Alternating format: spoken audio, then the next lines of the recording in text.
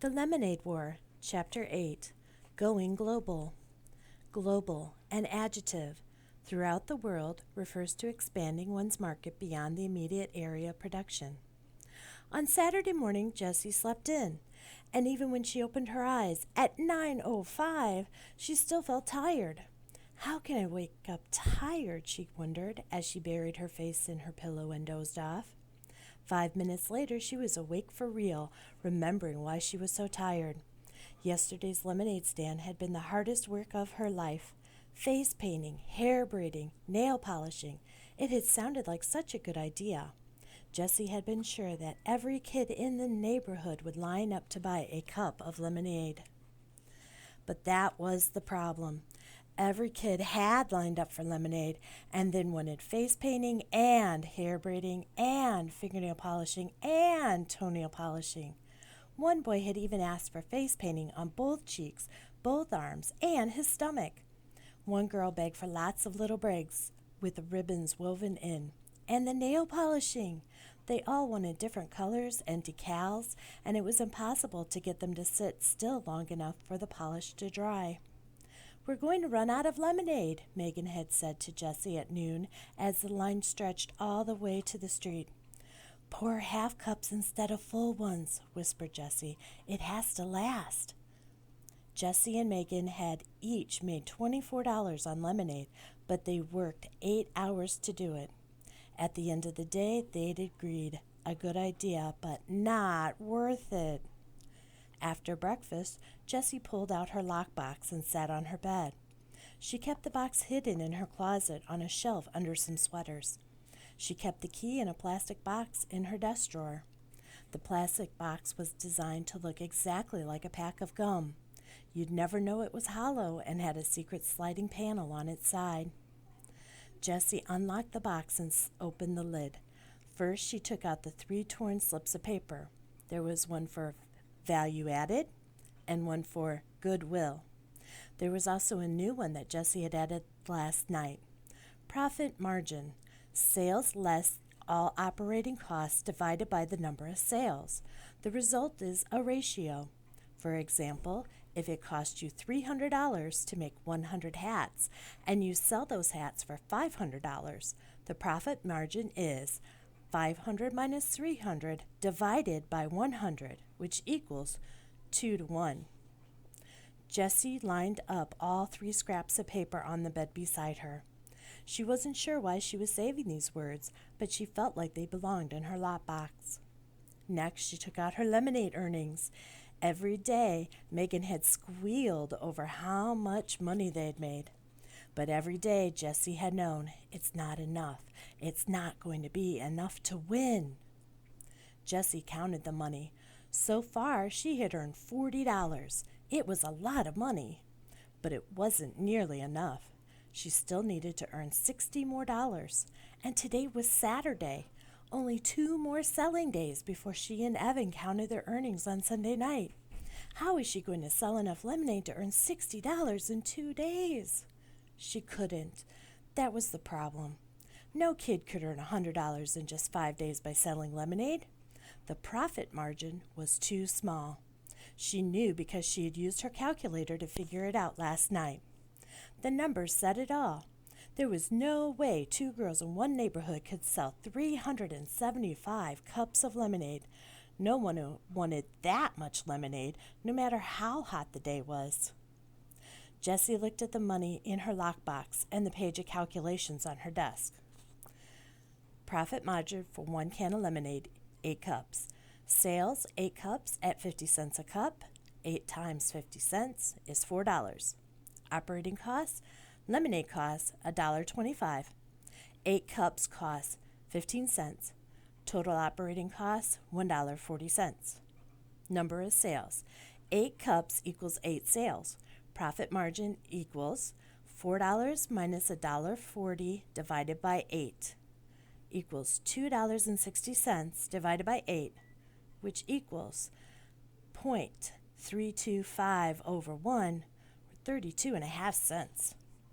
So this means that for every 1 cup of lemonade sold, we earn about 32 cents.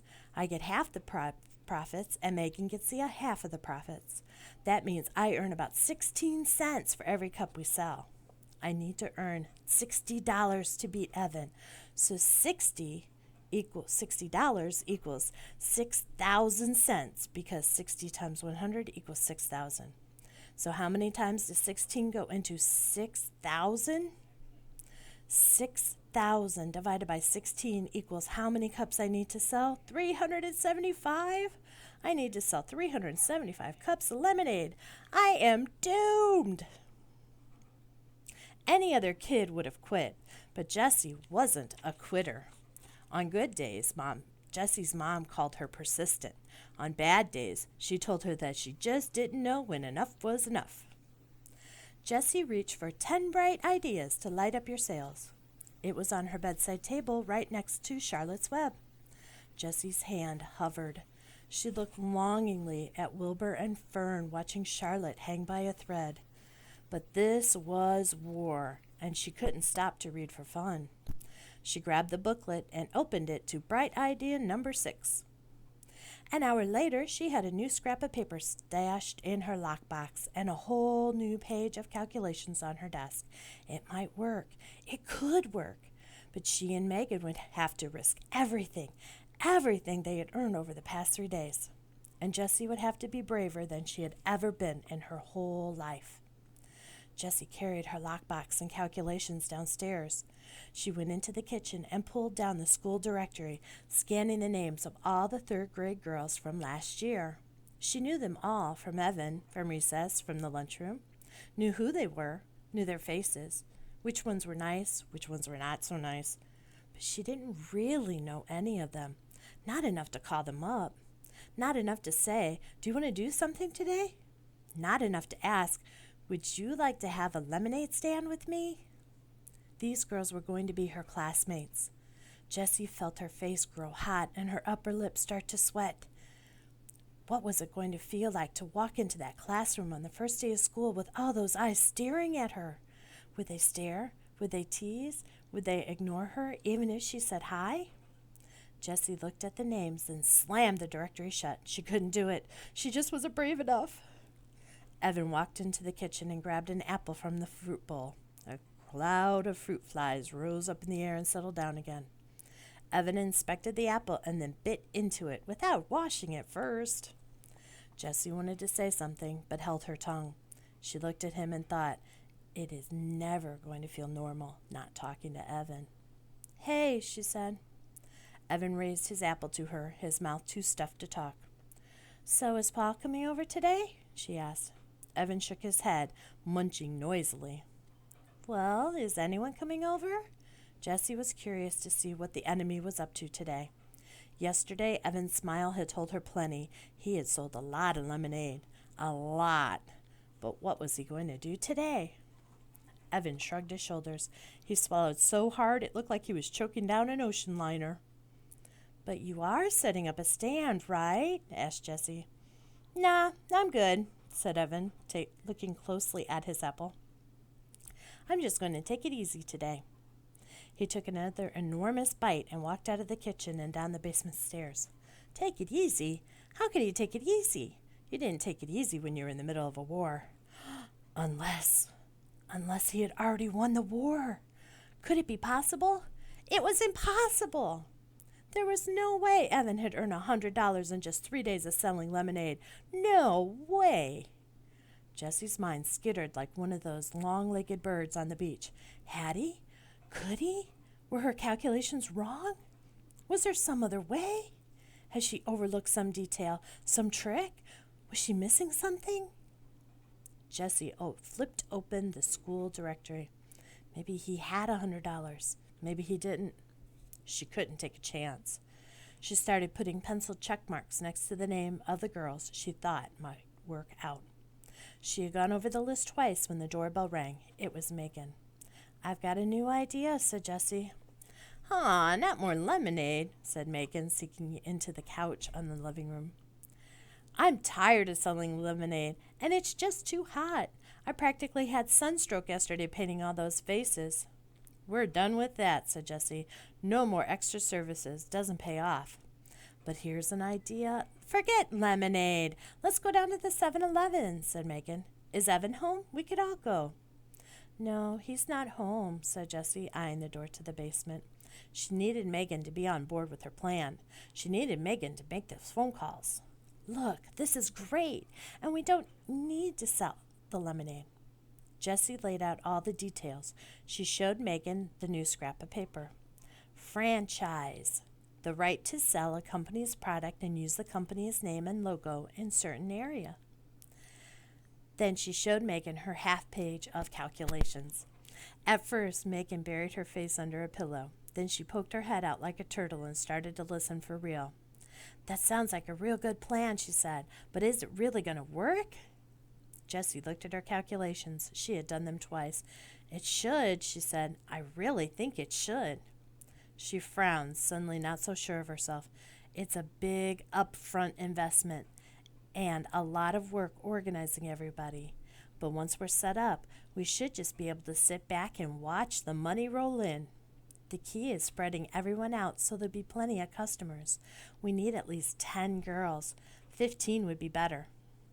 That's the whole 4th grade class, said Megan, looking doubtful. How are we going to get them to do this? Well, you could phone them all up, said Jessie. She handed Megan the school directory, open to the 3rd grade page. Me? Said Megan. Why me? Because they know you, said Jessie. They know you too. Yeah, but they like you. Megan shook her head. Not all of these girls are my friends. Even the ones who aren't your friends, they still like you. Everybody likes you, Megan. Megan looked embarrassed. Oh, everybody likes you too, she said. No, they don't, said Jessie. They really don't. There was an uncomfortable silence between the two girls. Then Jessie shrugged her shoulders and said, I don't know why those girls in my class last year didn't like me. I'm hoping this year it will be better. Megan tapped her fingers on her knees. You're nervous, huh, about 4th grade? Jessie thought hard. I'm worried that I won't make any new friends, she said. You know, all the kids will think that I'm just some puny 2nd grader and that... She took a deep breath. I don't belong. Megan looked at the ceiling for a minute. Do you have an index card, she said. Huh? I need an index card, said Megan. Do you have one? Jessie went to the kitchen desk and got an index card. She handed it to Megan. Megan started to write something on the card. What are you doing? Asked Jessie. I'm writing a comment card, said Megan. That's something you're going to miss from 3rd grade. We did it every Friday. We each got signed in a person, and you had to write something positive about that person on an index card. Then it got read out loud. She folded up the card and handed it to Jessie. Jessie unfolded the card and read what Megan had written. You're a really nice person, and you have good ideas all the time. You're fun to be with, and I'm glad you're my friend. Jessie stared at the index card. She kept reading the words over and over. Thanks, she whispered. You can keep it, said Megan. That's what I did. I've got all my comment cards in a basket on my desk, and whenever I'm feeling sad or kind of down on myself, I read through them. They really help me feel better. Jessie folded the index card and put it in her lockbox. She was going to save it forever. It was like having a magic charm. So, how about I make half of those phone calls and you make the other half, said Jessie. Okay, said Megan, jumping up from the couch. It was surprising how many almost 4th grade girls had absolutely nothing to do 3 days before school started. In less than an hour, Jessie and Megan had 13 lemonade franchises signed up for the day. The rest of the day was work, but it was fun. Jessie and Megan attached an old baby carrier to Megan's bike and rode to the grocery store and spent every penny of their earnings on lemonade mix. 52 cans.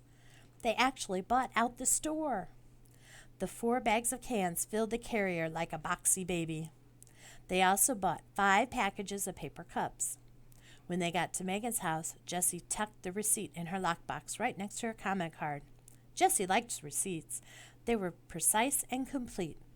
A receipt always told the whole story right down to the last penny. Salisbury Farm receipt shows just right lemonade, 52 cans at $1.25 is $65. Pixie paper cups, 5 at $2.85, $14.25. Grand total, $80.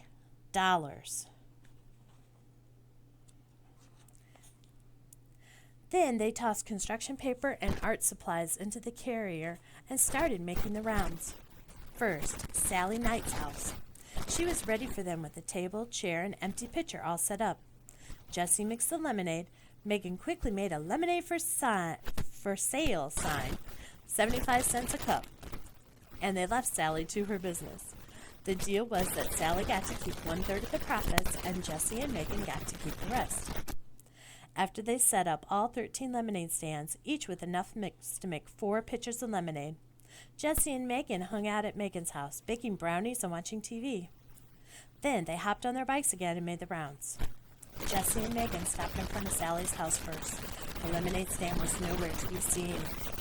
"What do you think's going on?" asked Megan. Jessie had a bad feeling in her stomach. Something must have gone wrong. They rang the doorbell. Sally came to the door.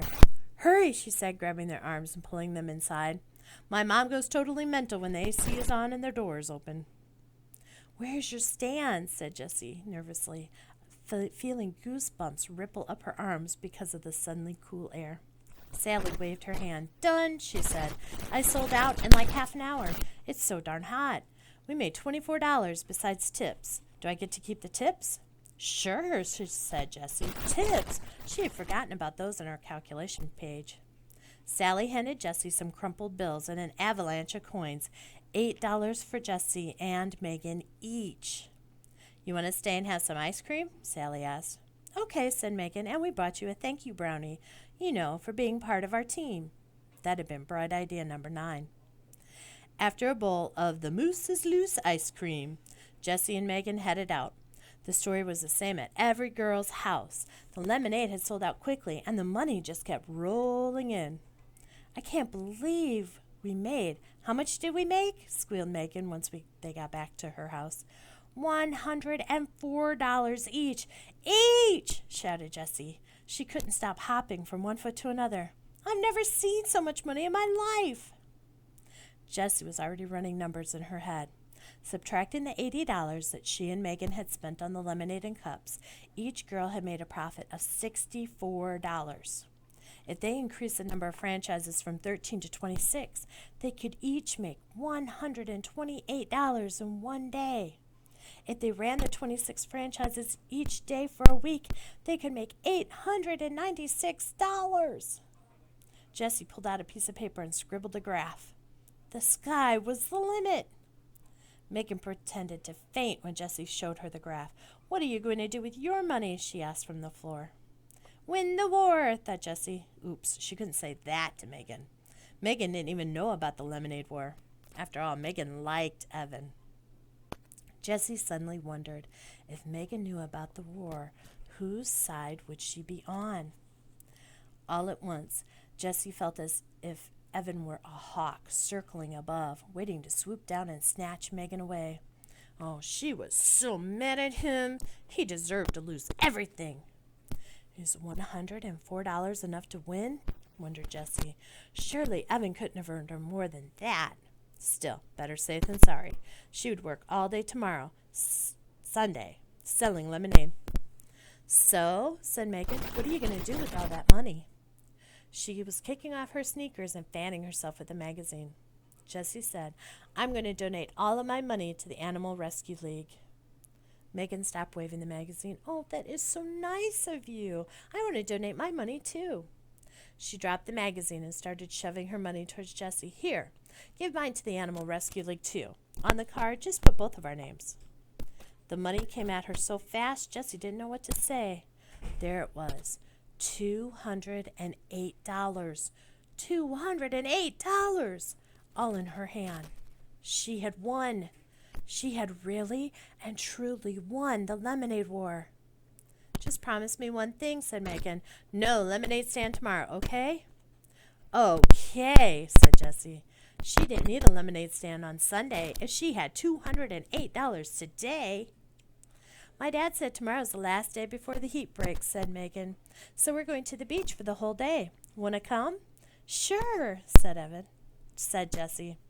"Maybe Evan wants to come too," said Megan. Jessie shook her head. No, Evan's busy all day tomorrow. He told me he's got plans. Megan shrugged. Too bad for him. Yep, said Jessie, thinking of all that money. Too bad for him.